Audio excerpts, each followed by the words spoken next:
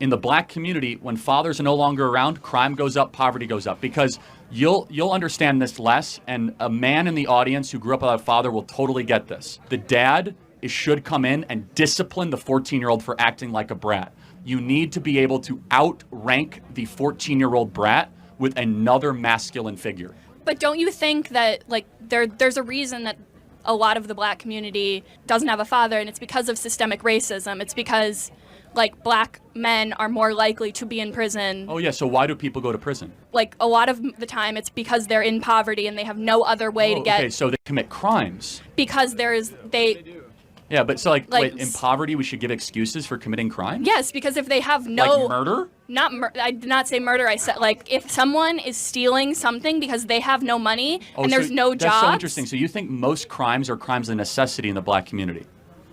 I'm not saying most. So like gangbanging is like a crime of necessity? That I literally never said that. I'm saying but like you're making an argument of crimes of necessity. Like they're so hungry they can't handle it. Why do people commit crimes? I'm not saying why all people commit crimes. I'm saying there are people who commit crimes because they have no other choice. Got it. So why is it that other people that are as poor as they are in separate racial groups don't commit crimes at the same rates? For example, black Americans are 13% of the population and commit anywhere between 50 to 56% of murders, crimes, carjackings. Why is that? Well, what percentage of the white population is living in the same level of poverty? So there's twice as many white Americans in poverty as black Americans. Not the same percentage, but still, if you look at white Americans in poverty, they commit far less crimes than black Americans in poverty. Why is that? Something happened to black America since 1965. You mean the war on drugs?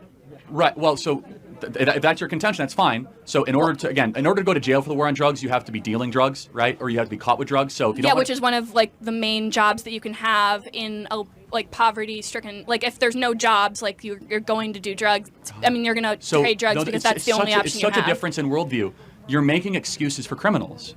Yeah. And what an insult to poor immigrants that came to this country that didn't commit crimes and worked 2 or 3 jobs and worked themselves out of poverty and didn't decide to go deal coke. My worldview is I'm not sympathetic to people that steal, that loot, and murder, because that's a values problem. And I don't like making excuses for people that do things that are obviously destructive. Secondly, we have a problem in black America. The biggest problem is not racism, it's the lack of dads.